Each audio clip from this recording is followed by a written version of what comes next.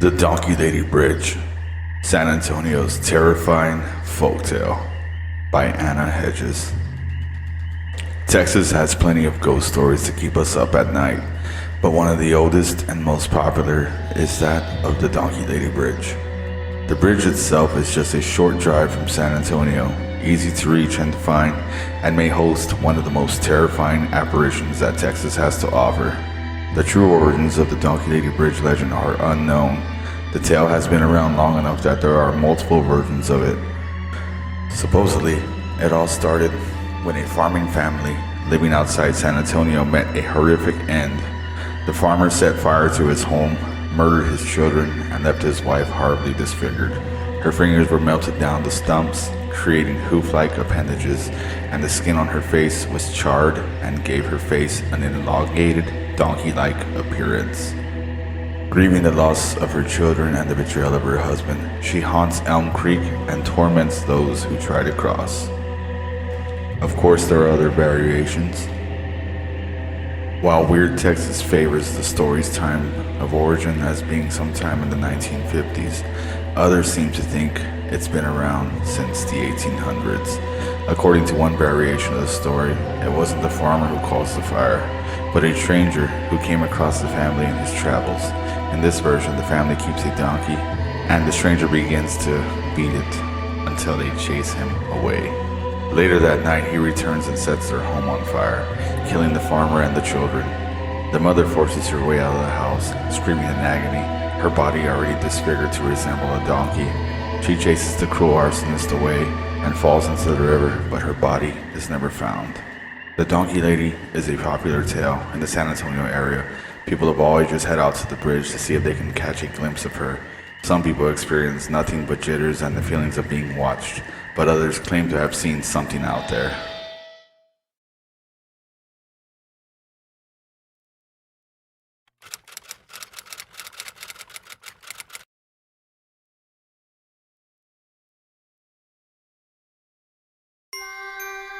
The Haunted Railroad Tracks, by Docia Williams, When Darkness Falls. Is it a legend, a made-up story, or is it really true? To be perfectly honest, there doesn't seem to be any documentation to substantiate this story. I've tried to find records in the libraries and newspaper files that would give a date and some details about a tragedy that is supposed to have happened a long time ago. The story, which has been a part of San Antonio's lore and legends for many years, concerns a train school bus accident that is variously described as having happened in the 30s or 40s.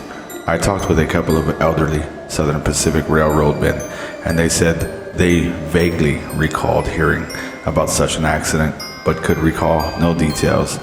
It was a long time ago, and it doesn't look like anyone who might know about it is even alive now. The newspaper librarian has to have the date of such an incident in order to look up any news account in the microfilm file. It does seem like an accident of such magnitude would have been widely reported at the time. So take it for what it is, a good story, a legend. Years ago, the story goes, a school bus taking a group of 10 youngsters home from the Consolidated County School on the far south side stalled as it started up over the Southern Pacific Railroad tracks. The driver couldn't get the bus to start, and suddenly from out of nowhere, or so it seemed, the 5 o'clock freight train loomed into sight. The train couldn't stop and the school bus wouldn't start, and the result was a tragic accident at the crossing where Shane and Villa Main roads meet. It is said that all children and the bus driver were killed. Strangely enough, no mention has ever been made, to my knowledge, as to the fate of the train's engineer and his crew.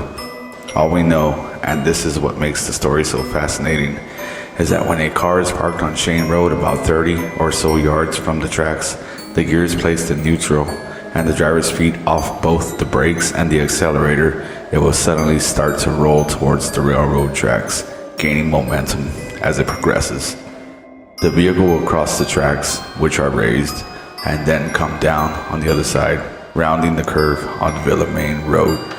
Frequently, people dust the trunks and rear bumpers of their vehicles with talcum powder or cornstarch. Then when the rear of the vehicle is checked after it's crossing over tracks, there always seems to be some small handprints visible in the powder. The oft-repeated story goes that the spirits of the little children don't want another bus or car to come to the tragic end that they did. And so they keep watch to ensure a safe journey by pushing a vehicle up and over the tracks out of harm's way.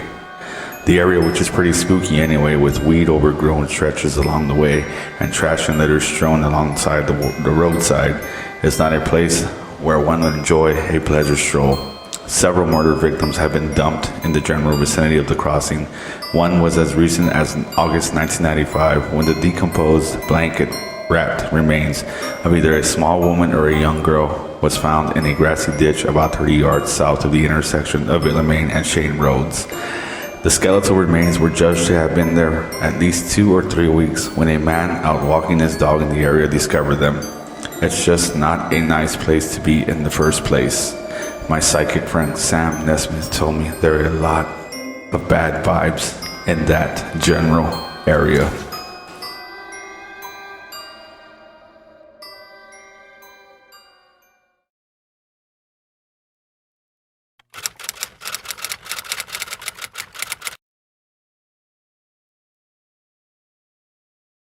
The Dancing Devil by Docia Williams, When Darkness Falls. Now here's a story that is hard to believe, but those who were there say it is true. These were articles concerning this event in the Express News back on October 28, 1979, and still another on October 29, 1989. There's a nightclub called El Camaroncito nightclub located at 411 Old Highway 90 West. That's where it all took place.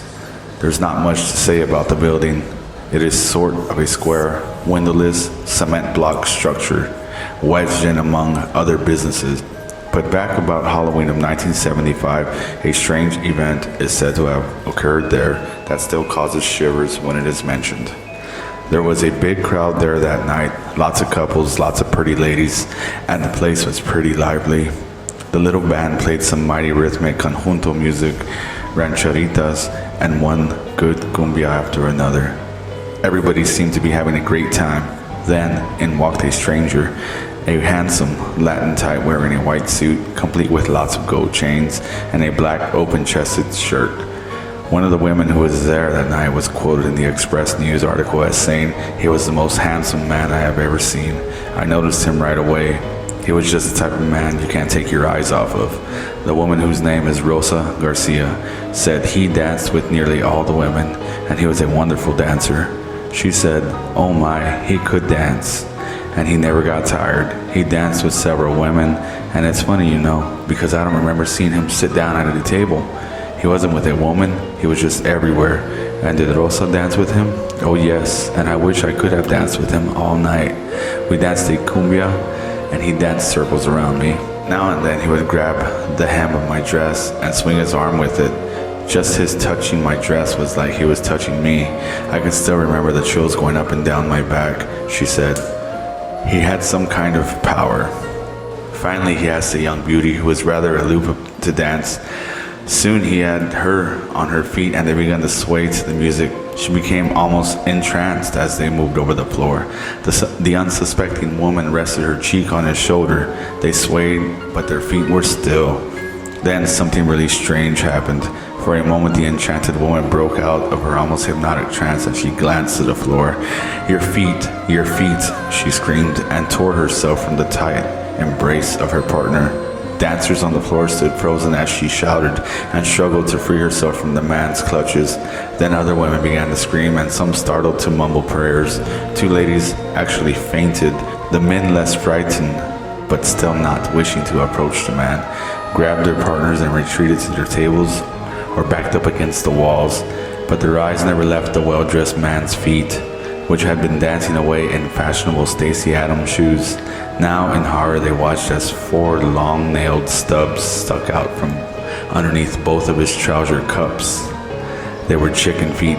This was a sign of the devil, After the commotion subsided, the shoeless stranger ambled off towards the men's room. Rojibo, Cruz, and 3 of his friends followed after the man, but Cruz recalls that only a cloud of smoke and the strong smell of sulfur remained in the men's room. The man had gone out the shattered window. Now everybody knows the devil prefers the smell of sulfur to Old Spice. The devilish stranger never came back to El Camaroncito, but they say he also made a visit to the Rock and M Club in Lockhart back in the 1970s.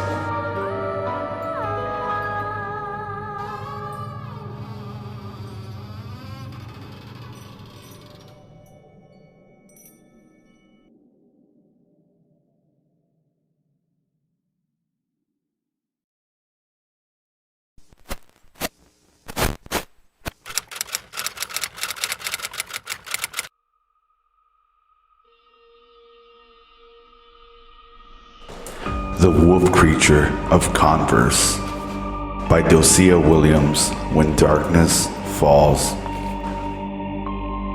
There's been a story around since about 1965 about a San Antonio version of a werewolf, which is said to roam the hills and valleys near the community of Converse.